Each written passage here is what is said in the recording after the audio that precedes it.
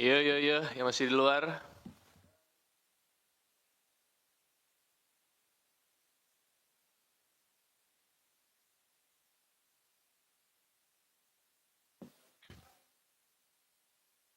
Humas, bagaimana? Belum. Oke. Ngabuburit, ngabuburit. Ngabuburit.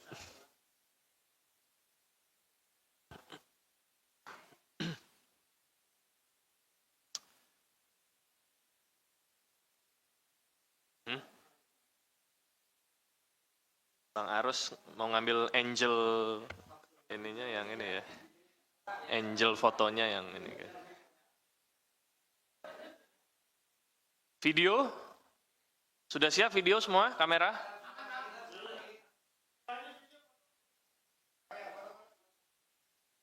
Sudah?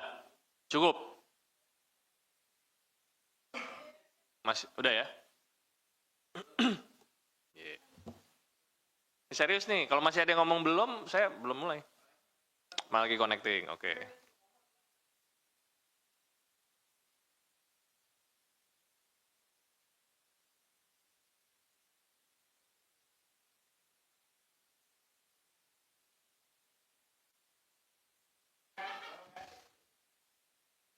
Udah?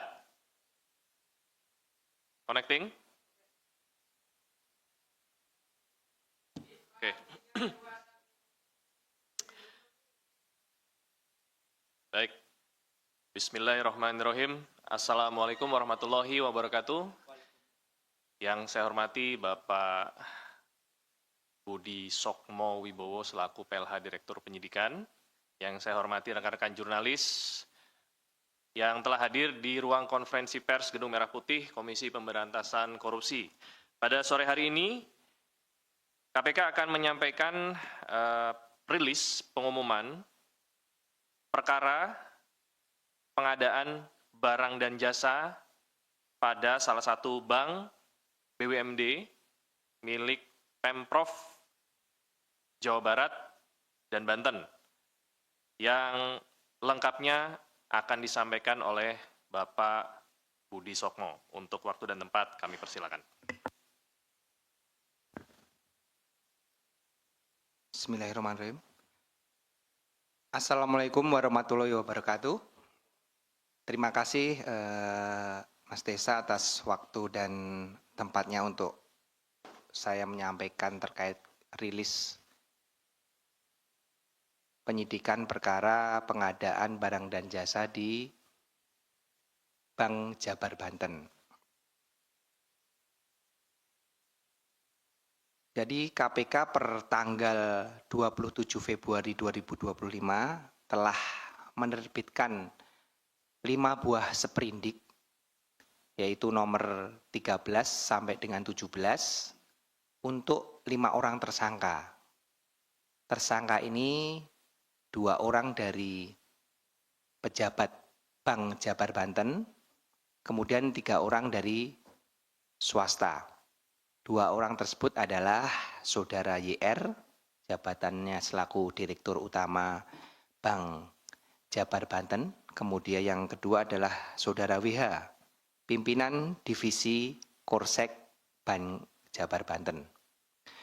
Kemudian 3 orang swasta ini adalah pemilik agensi iklan, yaitu Saudara ID, pemilik agensi Arteja Mulyatama dan Cakrawala Kreasi Mandiri. Kemudian Saudara S adalah pemilik agensi BSC dan WSBE. Kemudian Saudara SJK, pemilik agensi CKMB dan CKSB. Perlu saya sedikit jelaskan kepada teman-teman media semua bahwa di tahun 2021 sampai pertengahan 2023, Bank Jabar Banten ini merealisasikan belanja beban promosi umum dan produk bank yang dikelola oleh Divisi Korsek sebesar kurang lebih 409 miliar yang digunakan untuk biaya penayangan iklan di media TV, media cetak maupun media online yang bekerja sama dengan 6 agensi tadi yang saya sebutkan, jadi 3 orang tadi itu masing-masing memiliki 2 agensi yang memenangkan sebagai pihak vendor yang menerima pekerjaan penempatan iklan oleh Bank Jabar Banten. 6 agensi tadi secara rinci masing-masing menerima PT CKMB 41 miliar, kemudian CKSB 105 miliar, PT AM 99 miliar, PT CKM 81 miliar, PT BSCA 33 miliar, dan PT WSBE 49 miliar. Dari proses penyelidikan dan penyidikan yang kami laksanakan, kami menemukan fakta bahwa lingkup pekerjaan 6 agensi ini ternyata hanya menempatkan iklan sesuai dengan permintaan Bank Jabar Banten.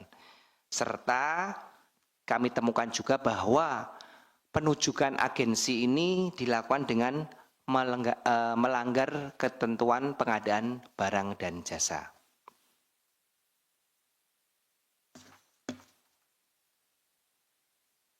Kemudian dari proses penempatan yang dilakukan oleh 6 agensi tadi, seperti biasa modus terhadap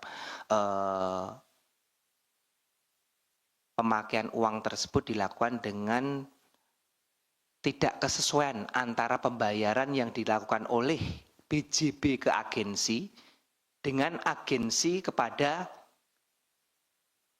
media yang ditempatkan iklan tersebut. Jadi dari 409 tadi yang ditempatkan dipotong dengan pajak ya kurang lebih nanti jatuhnya 300 miliar. Hanya kurang lebih 100-an miliar yang ditempatkan sesuai dengan real pekerjaan yang dilakukan. Itu pun kami belum melakukan tracing secara detail ya terhadap kurang lebih 100 miliar tersebut. Namun yang tidak real ataupun fiktif kurang lebih jelas sudah nyata sebesar 222 miliar rupiah selama kurun waktu 2,5 tahun tersebut. Adapun penggunaan uang tersebut memang di BJB ini ada suatu dari hasil penyidikan yang kami laksanakan kebutuhan-kebutuhan yang non-budgeter. Jadi Dirut Bank Jabar yaitu saudara IR bersama-sama saudara Widi ini melakukan kerjasama dengan agensi tersebut untuk bersepakat bagaimana untuk memenuhi dana non-budget tersebut. Akhirnya dibuatlah tadi suatu penempatan iklan yang sebenarnya PT BJB itu bisa langsung menempatkan ke media namun digunakan pihak agensi guna mengambil sejumlah uang tadi di 2,5 tahun kurang lebih 222 miliar. Adapun beberapa PMH yang telah kami temukan terhadap perkara ini adalah Saudara YR selaku Dirut bersama-sama dengan Widi Hartato yang di sini adalah dia PPK-nya terhadap proses pengadaan barang dan jasa penempatan iklan tersebut mengetahui dan memang sengaja menyiapkan agensi-agensi tersebut untuk memenuhi kebutuhan dana budgeter sehingga penunjukan mereka pun tidak sesuai dengan peraturan yang berlaku di internal Bank Jabar Banten terkait dengan pengadaan barang dan jasa. Kemudian Dirut dan PPK mengatur pemilihan siapa-siapa agensi yang memenangkan penempatan iklan tersebut. Di sini tentunya para agensi juga telah sepakat sehingga mereka bersama-sama dengan para pihak BJB yaitu Dirut dan kepimpinan divisi Kursek melakukan perbuatan merugikan keuangan negara. KPK dalam ini telah melakukan serangkaian upaya paksa yang telah kami laksanakan setelah surat penyidikan dikeluarkan, yaitu diantaranya terhadap kelima tersangka tersebut telah kami lakukan pencegahan atau pencekalan larangan bepergian ke luar negeri. Kemudian kami juga telah melakukan penggeledahan di beberapa tempat yang kami duga terdapat barang bukti terkait dengan perkara dimaksud. Kemudian tentunya kami melakukan penyitaan barang bukti dalam rangkaian proses penggeledahan yang telah kami laksanakan. Itu saja yang bisa kami sampaikan terkait dengan perkembangan penyidikan perkara pengadaan barang dan jasa di Bank Jabar Banten. Silakan rekan-rekan media yang akan memberikan pertanyaan, namun saya rasa cukup 3 atau 5 maksimal ya Pak Tesa untuk pertanyaannya. Silakan nanti Pak Tesa diatur. Terima kasih. Wassalamualaikum warahmatullahi wabarakatuh. Waalaikumsalam. Terima kasih Pak Budi. Sebagai tambahan rekan-rekan sekalian, disampaikan bahwa pada tanggal 28 Februari tahun 2025, KPK telah mengeluarkan surat keputusan nomor 373 tahun 2025 tentang larangan bepergian ke luar negeri terhadap 5 orang berinisial YR, WH, IAD, SUH, dan RSJK. Untuk diketahui bahwa per tanggal 27 Februari 2025, penyidik KPK telah mengeluarkan surat perintah penyidikan dugaan tindak pidana korupsi dalam pengadaan barang atau jasa pada PT BPD Jawa Barat dan Banten untuk tahun anggaran 2019 sampai dengan 2024.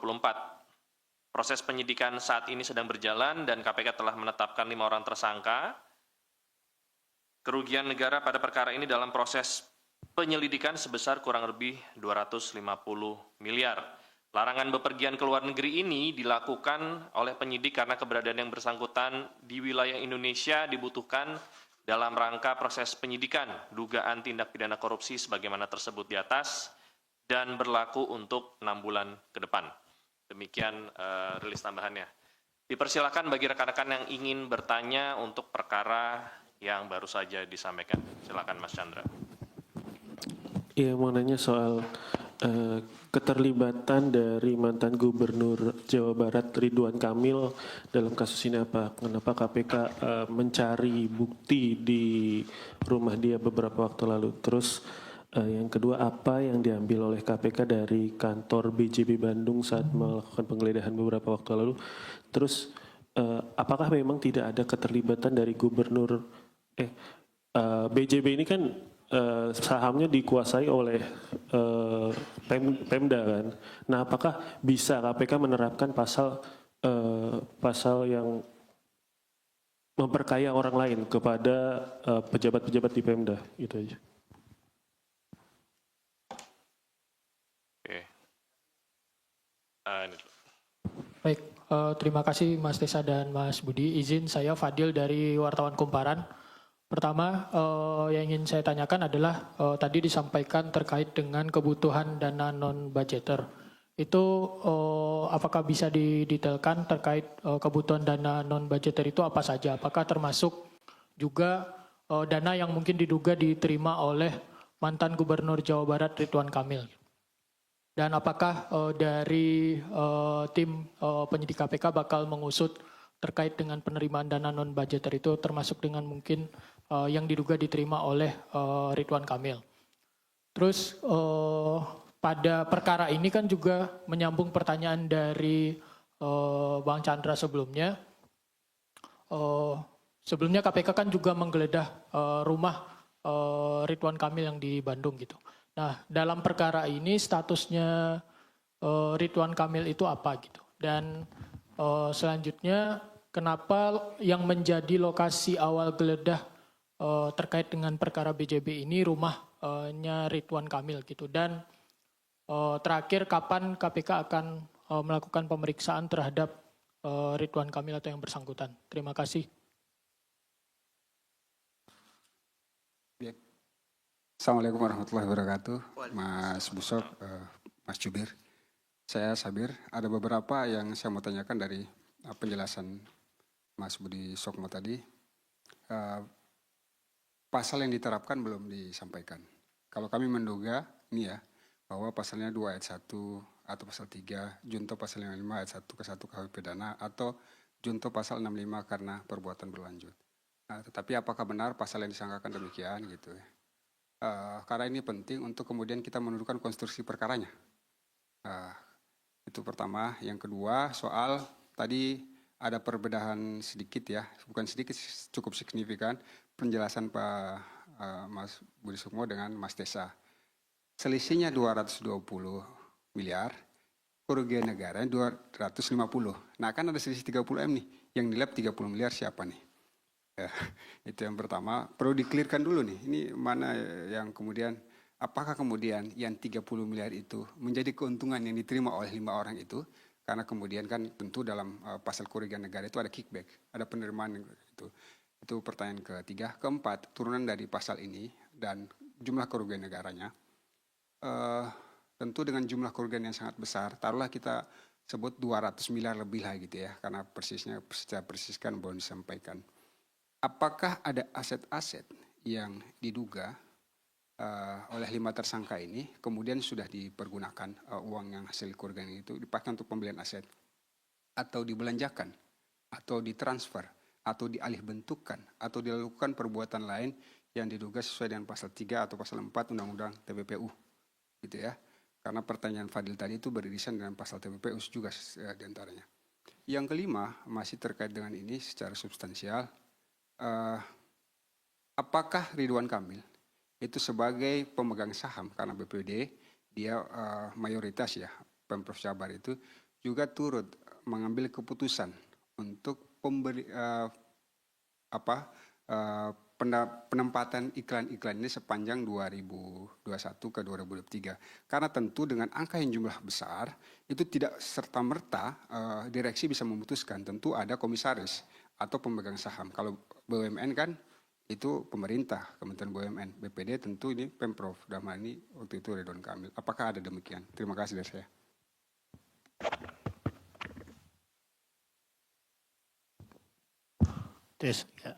Ya untuk nambahin aja.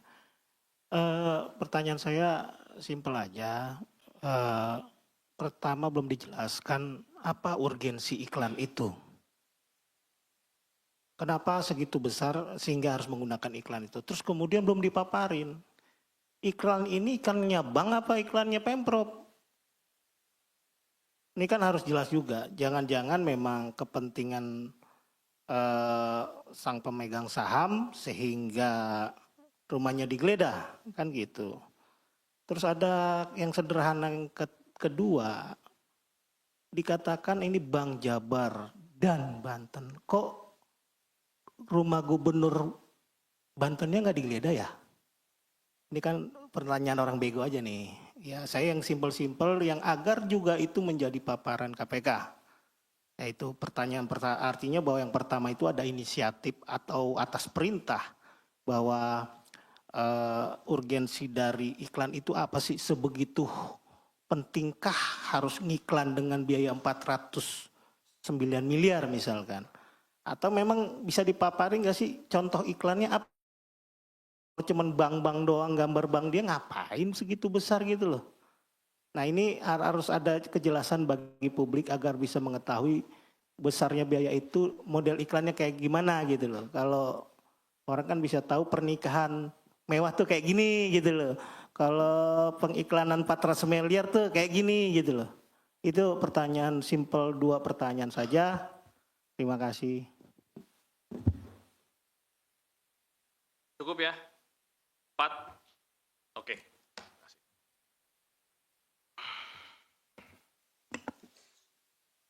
Terima kasih. Saya akan jawab satu persatu pertanyaan dari rekan-rekan jurnalis. Pertama dari Mas Chandra nih, ada semuanya bertanya terkait dengan ini. Apa sih keterlibatan RK sehingga tempat pertama kali yang digeledah adalah rumahnya RK. Kami KPK dalam melaksanakan upaya paksa penggeledahan tentunya ada petunjuk-petunjuk sebelumnya yang telah kita dapatkan. Sehingga kami melakukan penggeledahan terhadap beberapa tempat. Dan pada saat itu memang secara random adalah satu keputusan saya selaku Kasatgas yang menangani perkara tersebut, siapa yang prioritas pertama saya geledah adalah memang rumahnya saudara RK. Karena itu adalah hal yang terpenting yang akan kami lakukan pertama kali. Itu adalah salah satu teknis kami penyidikan yang mungkin tidak bisa dijelaskan secara detail di sini. Kemudian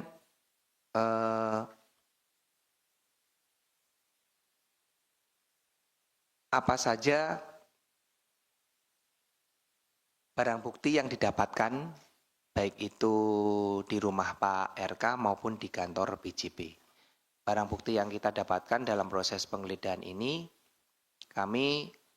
ini overall ya, saya bukan ngomong di satu tempat ya, selama 3 hari saya melaksanakan penggeledahan, banyak yang kami dapatkan terkait dengan dokumen-dokumen, catatan-catatan terkait dengan pengeluaran-pengeluaran dana non-budgeter tersebut, kemudian terkait dengan aset-aset tadi seperti yang ditanyakan Om Sabir, itu semuanya kita, belum semuanya sih ya, tapi kita sudah dapat memetakan siapa saja pihak-pihak yang nikmati terkait dengan dana non-budgeter ini. Kemudian kami juga menyita sejumlah uang namun dalam bentuk deposito kurang lebih 70 miliar rupiah. Kemudian ada beberapa kendaraan roda 2 maupun roda 4. Kemudian aset tanah, rumah, bangunan juga sudah kita lakukan penyitaan dalam proses ini yang kami duga tempusnya maupun perolehannya berkesesuaian dengan perkara yang sedang kita tangani. Itu dari Mas Chandra kurang lebihnya. Bukan, tadi secara overall ya, dari semua tempatnya. Saya tidak mendetailkan karena banyak perkara, banyak tempat yang kami geledah selama 3 hari ini kurang lebih 12 tempat. Jadi saya tidak bisa mendetailkan. Nanti secara detailnya mungkin bisa disampaikan pada rilis-rilis berikutnya. Kemudian dari Om Fadil terkait dengan dana non-budgeter itu untuk apa saja. Nah, dari proses penyidikan yang telah kami laksanakan bahwa dana non-budgeter dan dari hasil penggeledahan yang telah kita laksanakan memang banyak uang-uang yang memang tidak dianggarkan di BJB sehingga diambilkan dari dana non-budgeter ini. Dan ini masih kita telusuri karena kita belum mengklarifikasi, kami hanya baru mendapatkan catatan-catatannya saja, nanti akan kita klarifikasi kepada pihak-pihak yang melakukan delivery. Ini kepada siapa, sesuai dengan catatan-catatan tersebut, kebenarannya, sehingga kami tidak bisa merilis terkait dengan detail siapa saja yang menerima terkait dana non-budgeter ini karena kita belum mengkonfirmasi terkait dengan catatan-catatan dari hasil penggeledahan yang kita temukan maupun dari transfer-transfer yang telah kita dapatkan dari PPATK. Kemudian Bapak RK ini statusnya apa? Kalau statusnya sampai saat ini beliau ya di dalam perkara ini saksi juga belum ya karena belum dipanggil saksi dan kapan akan dipanggil nanti pasti akan kita panggil karena di rumah yang bersangkutan beliau kita laksanakan penggeledahan dan ada beberapa barang bukti yang kita cita tentunya harus kita klarifikasi kepada yang bersangkutan. Terkait kapannya tentunya sesegera mungkin akan kami panggil untuk seluruh saksi-saksi terkait dengan hasil penggeledahan yang kami laksanakan untuk mengklarifikasi terhadap barang bukti yang kami ambil maupun kami sita dari tempat yang bersangkutan. Kemudian tadi benar sekali dari Mas Sabir bahwa pasal yang diterapkan adalah pasal 2 dan 3, kemudian kerugian 222 itu tadi saya yang sampaikan kalau Mas Tesa tadi ngomongnya 250 ya memang kurang lebihnya ya, tetapi kami menghitung ini adalah sesuai dengan 222 ini Om Sabir dari nilai realnya ya. Jadi Yang ditempatkan berapa? Maksudnya yang dikeluarkan oleh BJB itu di dalam pembayaran itu kurang lebih berapa? Detail. Kemudian yang dibayarkan oleh agensi kepada media berapa? Ini dikurangkan secara realnya sebanyak 222 miliar. Nah ini kita tadi saya sampaikan belum apakah yang ditempatkan tadi, karena ada yang ditempatkan di media karena 6 agen tadi adalah memiliki iklan juga, memiliki pekerjaan iklan juga. Apakah benar dikerjakan atau tidak, kita belum mendalami. Jadi ini baru sesuai dengan bukti formilnya aja dari kwitansi yang dibayarkan BJB dibandingkan dengan kwitansi yang dibayarkan agensi kepada media. Secara materialnya apakah itu benar dikeluarkan yang ke media, itu kita akan perdalam nanti dalam proses penyidikan. Kemudian benar sekali, apakah pihak-pihak yang menerima ini sudah menempatkan, mentransfer ataupun merubah bentuk dari non budgeter tadi, dana budgeter tadi yang diterima tadi. Sejauh ini ada beberapa yang memang sudah dilakukan pentransferan, kemudian pembelanjaan, kemudian diatasnamakan orang lain, menggunakan nomini orang lain terhadap dana-dana tersebut. Dari hasil proses penggeledahan sudah kami temukan petunjuk tersebut dan akan kita perdalam nanti di proses penyidikan yang akan datang. Kemudian apakah RK sebagai pemegang saham juga turut mengambil keputusan? Sejauh proses penyidikan yang kami laksanakan dari tanggal 20 Februari yang kita lakukan, kami belum menemukan fakta tersebut. Di sini kami prosesnya baru melaksanakan tadi seperti pertanyaan sebelumnya terkait dengan penelusuran penggunaan uang tersebut. Jadi kami menggunakan follow the money.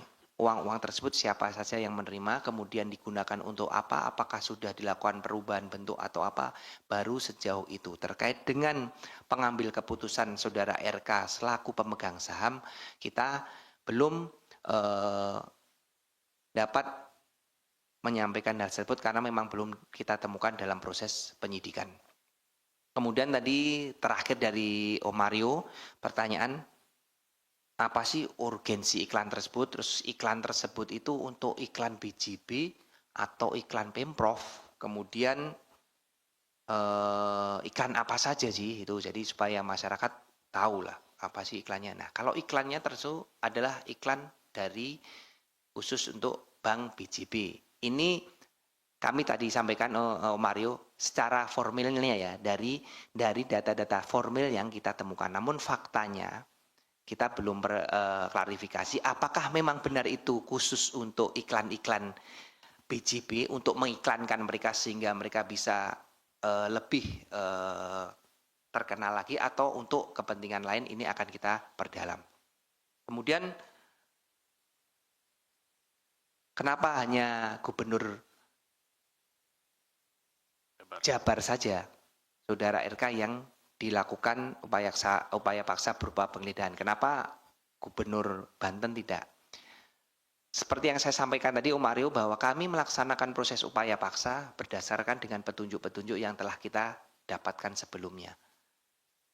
Sejauh ini petunjuk-petunjuk yang kami dapatkan untuk dilaksanakan penggeledahan hanya tempat-tempat yang kami laksanakan penggeledahan di hari Senin dan Rabu kemarin. Di antaranya adalah rumah saudara RK. Sedangkan untuk kediaman ataupun rumah Gubernur Banten sejauh ini kami belum ada petunjuk ataupun clue terkait dengan hal tersebut. Mungkin itu yang bisa saya jawab terkait dengan pertanyaan rekan-rekan media. Saya rasa cukup. Terima kasih. Selamat berpuasa yang menjalankan ibadah puasa. Saya mohon maaf lahir dan batin. Wassalamualaikum warahmatullahi wabarakatuh. Waalaikumsalam. Sedikit ya, sedikit. Jadi untuk yang tadi saya bacakan sebenarnya bahannya itu dibuat sebelum proses penggeledahan. Jadi yang terupdate adalah yang dibacakan oleh Pak Budi Sokmo. Jadi ngikut KN-nya nanti ngikut yang disampaikan Pak Budi Sokmo tadi. Demikian ya, rekan-rekan. Kasus. Iya. Nanti sama saya. Silakan. Wah, untuk bisa meninggalkan tempat. Ya, gimana?